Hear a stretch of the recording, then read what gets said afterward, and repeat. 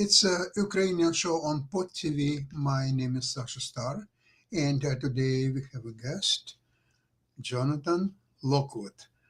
Dr. Lockwood, welcome to the show. My, what a surprise. Glad to be here as always. Yeah, thank you. My pleasure as always. And interestingly enough, is the intensity of Russian attacks on Ukraine during September went down compared to previous months. How would you explain that? First I would explain the intensity of Russian attacks going up prior to September was reflecting Russian desperation.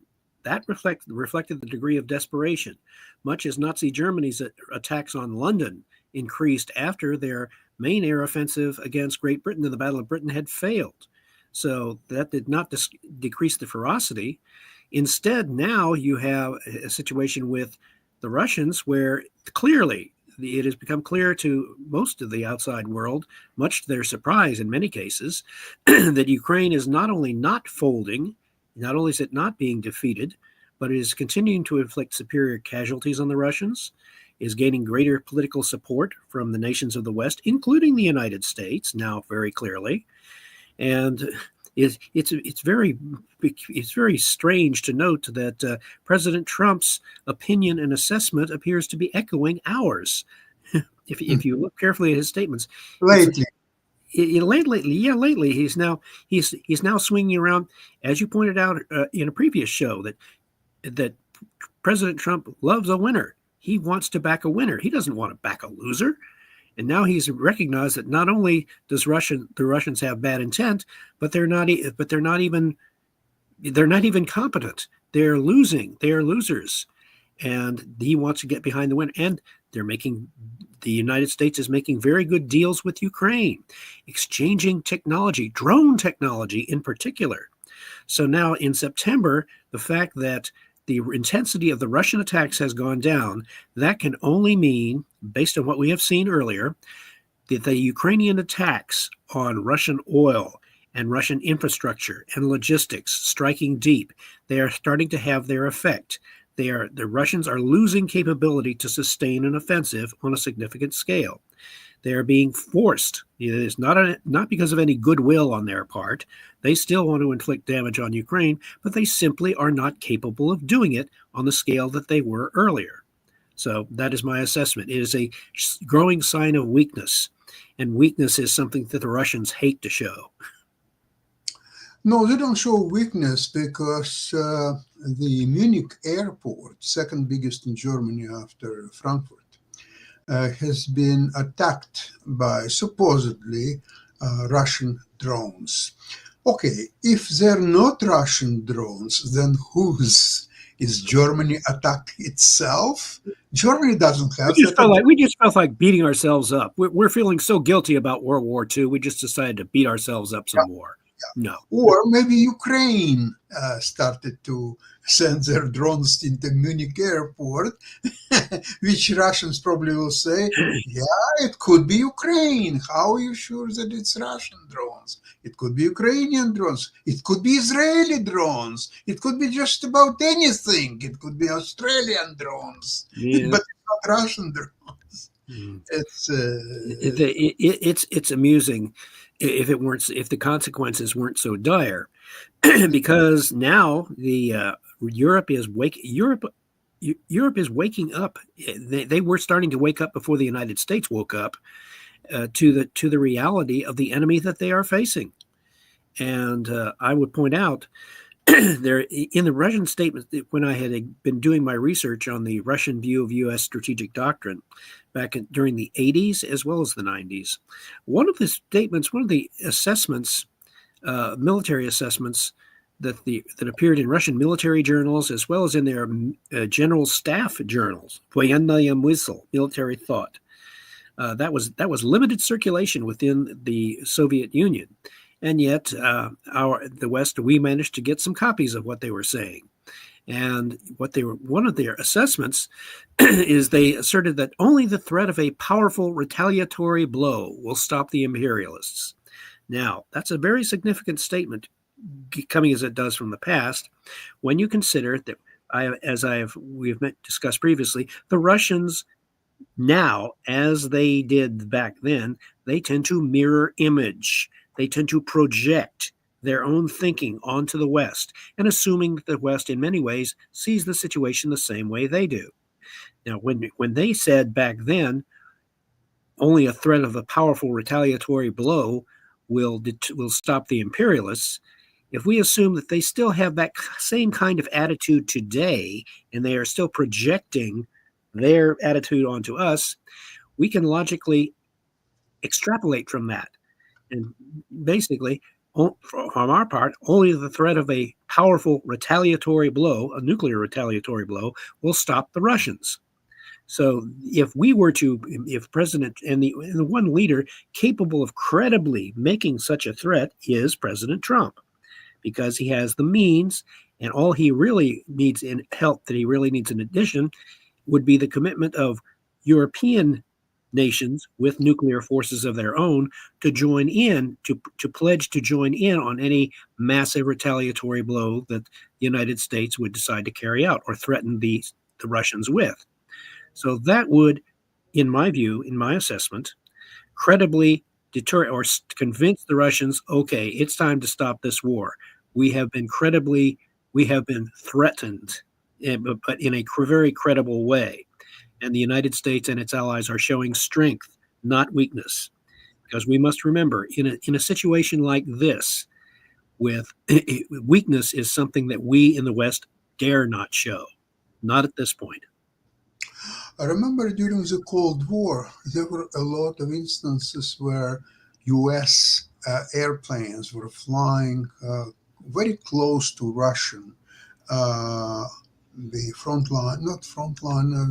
Russian territory.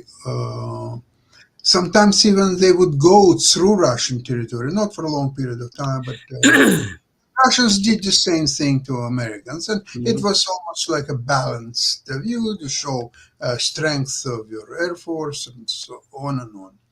Why today Europeans cannot do the same thing to Russian drone attacks, or they still can't figure out what's the right response to it? Well, the Russian drone attacks, we would consider them probes. They are a test of resolve. They're testing to see what the reaction is going to be. And the only really credible response at this stage of affairs is for the Europeans to decisively shoot down those drones. Do not ask questions. Shoot them down decisively, and send a message to the Russians. It says, if this occurs again, know this: we will instantly shoot down any drone that crosses over into our airspace. Economic consideration is to shoot a Russian drone which costs, say, maximum $50,000, and you spend a missile worth $1 million. And you need a better means. The proper counter to Russian drones there are two really that seem to be emerging. Counter drones, in other words, having robot fighters which are designed to counter Russian drones. The Ukrainians developing right now. Yeah, the Ukrainians are developing that, as they should, and which is a good lesson for us to learn. The other counter to Russian drones would be laser weapons, ground-based laser weapons that are designed to take on multiple targets, and they would have to be fairly high-powered lasers, but not exorbitantly so. But you would have to mix drones with mix lasers, ground-based lasers, or even airborne lasers with counter drones. A mix of defenses, much in the same way that you would design a manned air force with fighters designed to counter an opposing air force's fighters or bombers. So it's being developed on a different scale. But what is happening now is that the West is developing a whole new set of weapons. For every offense, there is a defense. For every weapon, there is a counter weapon. So you are seeing this play out in this war in miniature. And if necessary, it will play out on a larger scale after the war, as we can develop those things along those lines, so that we have a very firm shall we say, a set of interlocking shields designed to protect against drones as well as other means of penetration.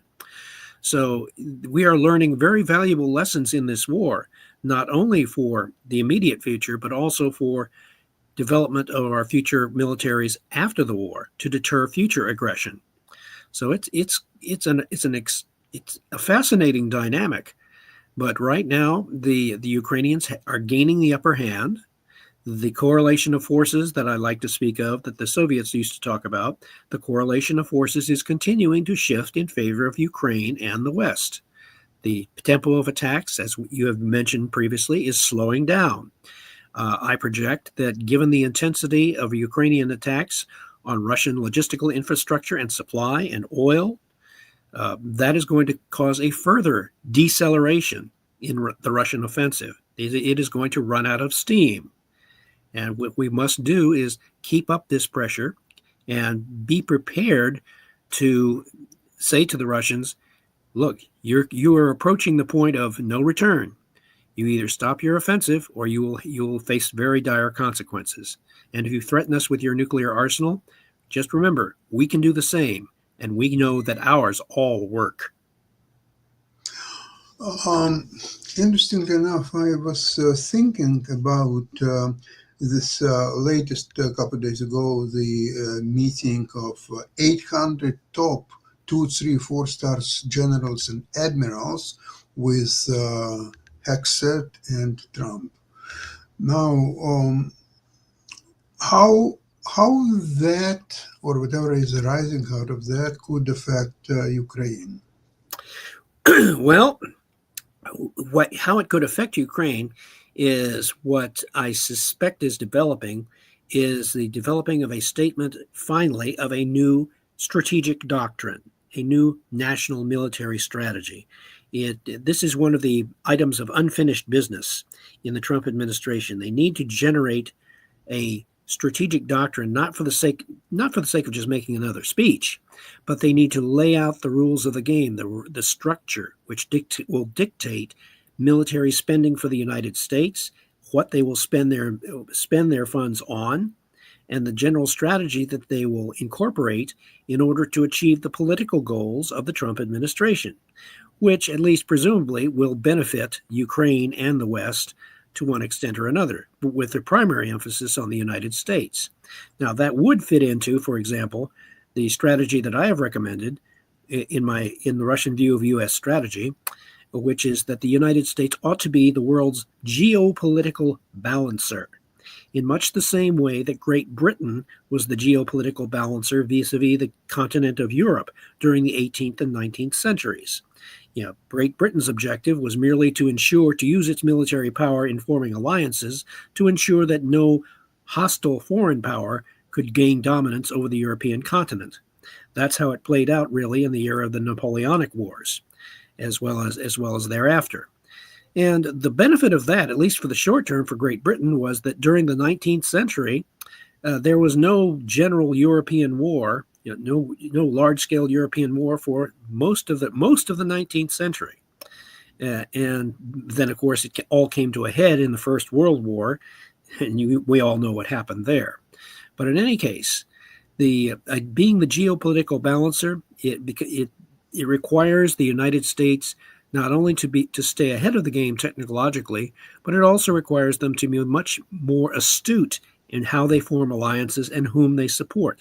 And the logical power for them to support in the 21st century, for the remainder of the 21st century, I suggest, would be Ukraine, because now they have the most developed and skillful military. They are leading in technological developments, which will influence not only the remainder of this war, but in any possible future war for the remainder of the 21st century. So we have to learn right now. Hegseth and President Trump are laying out to the military leadership, these are the new rules of the game. This is the new strategic foundation upon which we will build our national military strategy. And we will see that reflected in present and future U.S. budgets, especially their military budgets. And by the way, the interesting implication, Sasha, you notice the current government shutdown? Yeah. Several commentators have pointed out that what the Democrats have inadvertently not done is that based upon the current rules and laws, they have just handed President Trump the opportunity to simply not just shut down, but under the Constitution, he has the right and the responsibility to decide what things he will spend money on, and if necessary, he will reduce the size of the federal government. And he can do so in any area that he wishes, that he deems non-essential. So this could be, some commentators have pointed out, this could be as many as 300,000 to 500,000 federal employees who will have to find jobs in the private sector, not spending their time being government employees. So it will enact great savings in the U.S. budget overall, and it has the potential, if some other measures are taken, and if economic growth does in fact kick in beginning next year, to eliminate the budget deficit and actually begin winnowing away slowly, hopefully more than that, reduce the overall debt, start reducing the overall trillions of dollars of debt. And it will take quite a while to do that.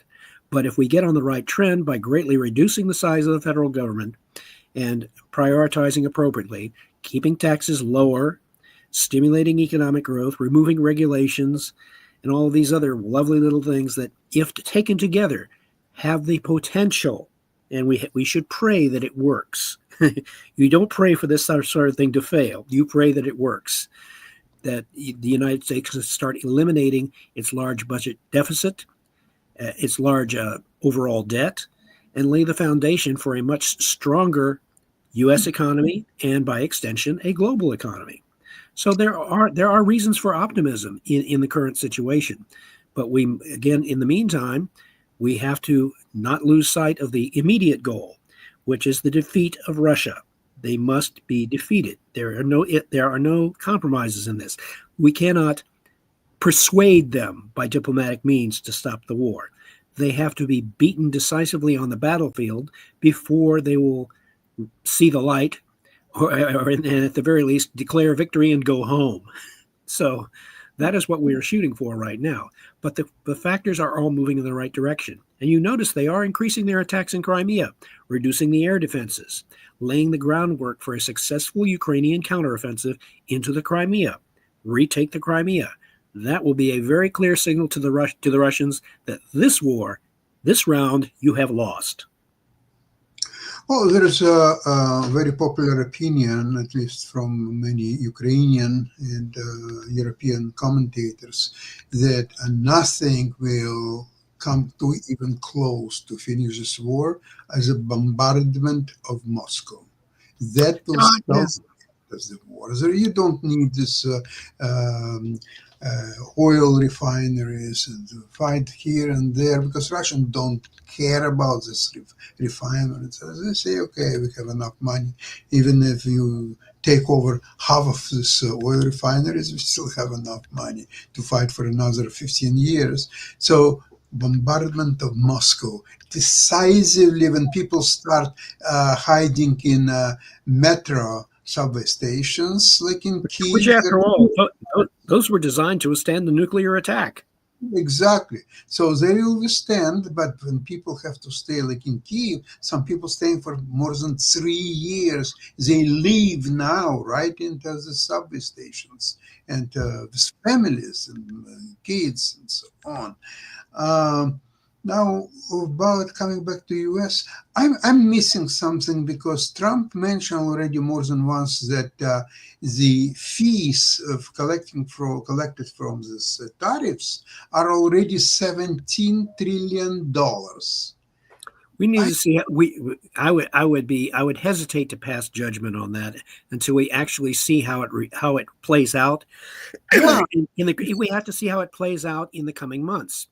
Exactly, because if 17 trillion indeed, and they will just to simplify, will simply apply against the debt. So instead of 37 trillion, it would come down to 20 trillion. Yeah. Now, but there is another thing. What is somewhat worrisome is that U.S. farmers lost in the last couple of months $20 billion, because all the shipments of soya to China been terminated.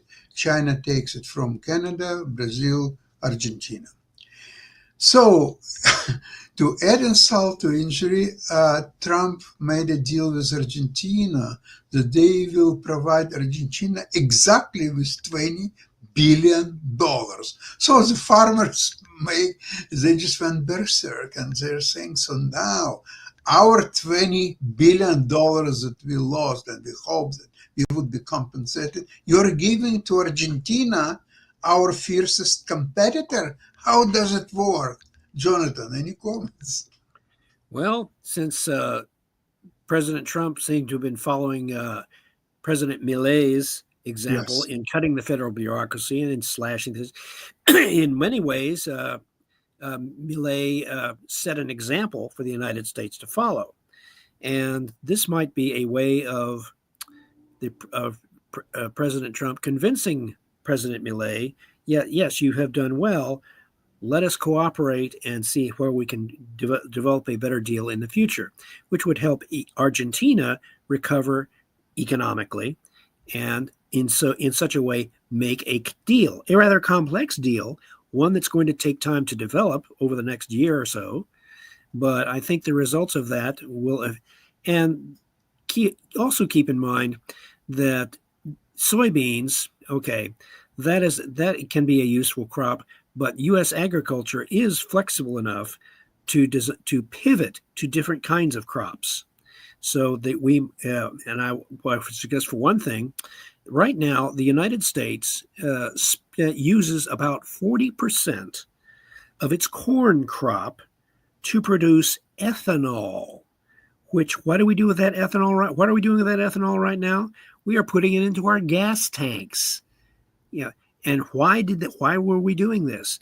Well, President Bush Jr., back when the United States was still importing oil from foreign countries, the idea of using corn to produce ethanol was designed to help compensate for the fact that we were importing oil, making our oil go farther. So, unfortunately, when the United States developed a much larger capacity to produce oil, the need to use our corn crop to make ethanol, that rationale vanished. It is no longer necessary for the United States to use 40% of its corn crop to make ethanol. So what the United States could logically do, they could say, okay, we are going to stop using 40% of our corn crop to make ethanol. We can use that corn crop or the land for that corn crop to produce something different, like crops that are actual food that we can export and pivot that way. So the economy is flexible and adaptable in that way. But the recognition needs to be made is no, we don't need to turn our food into ethanol. No, we don't need to do that. We can pivot and we can produce different things. And once these farmers recognize that, okay, stop using corn. You can produce, if it's not soybeans, it can be other types of foodstuffs, and gain a much greater supply of food, and believe me, there's going to be demand for food from the United States from the rest of the world because the population is still quite substantial.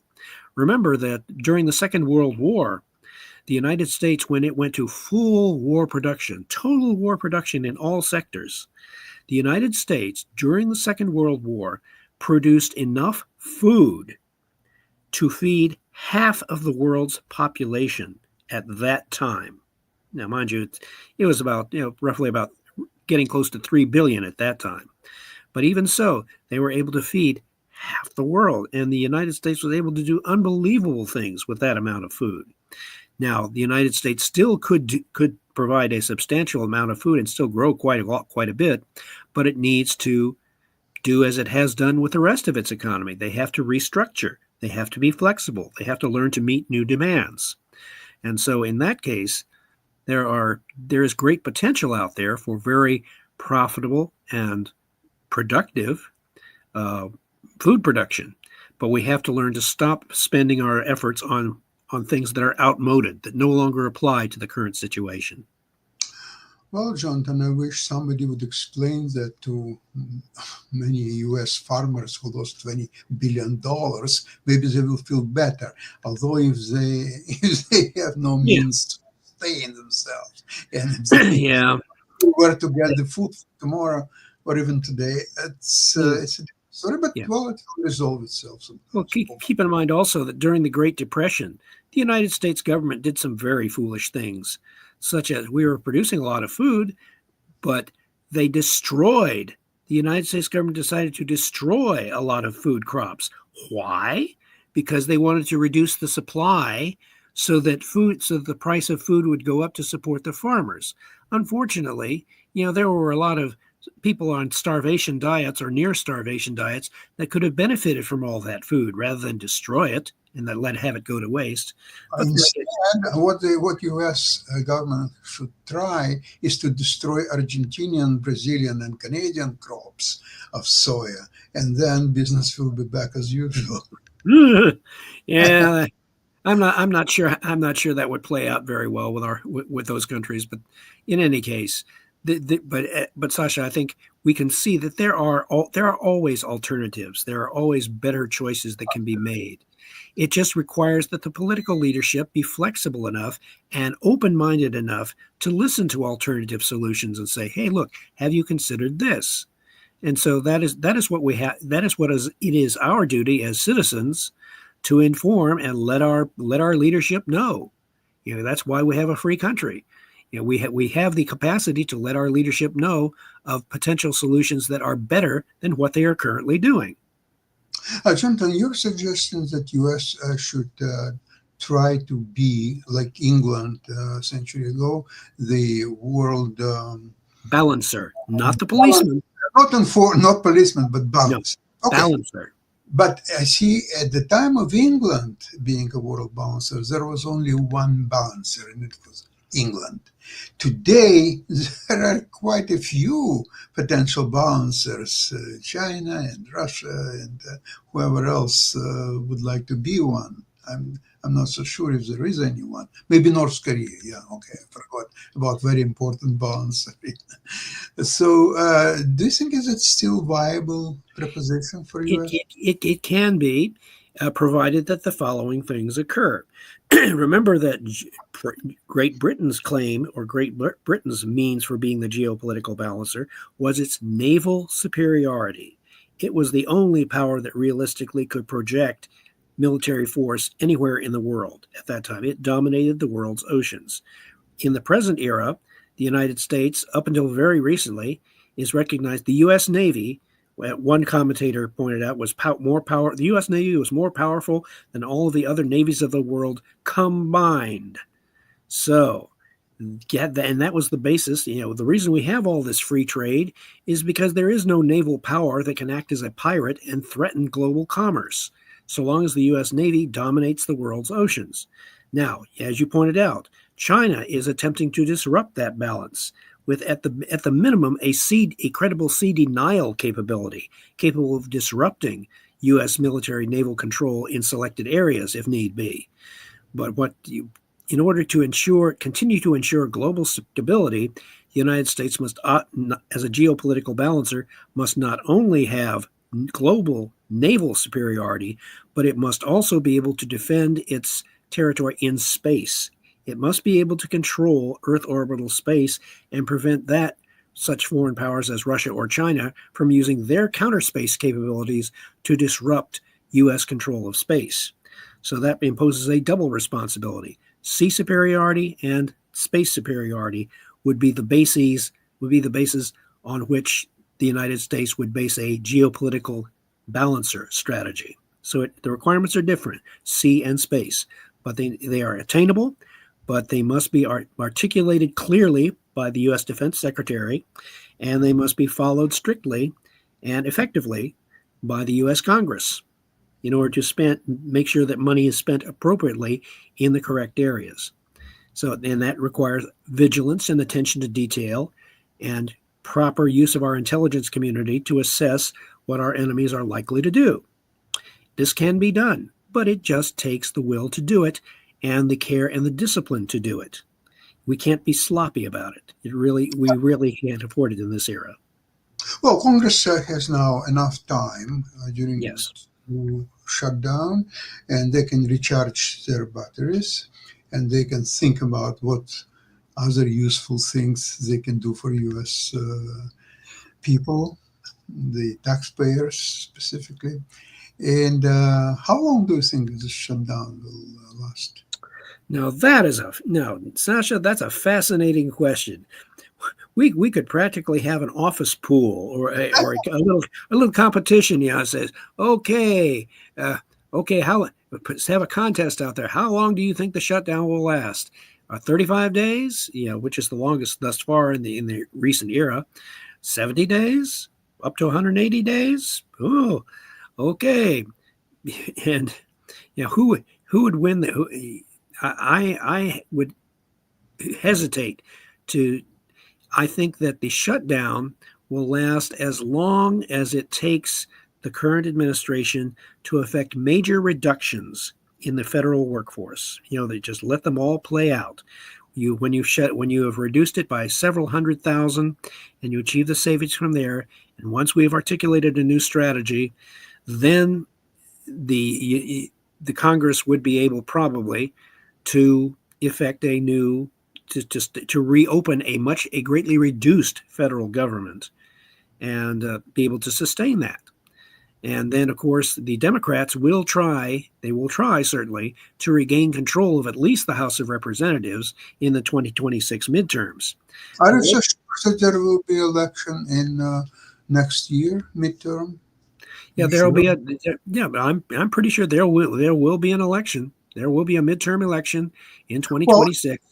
Well, according to Trump, he's proposing that the U.S. Army can practice on certain democratic cities and states and so on.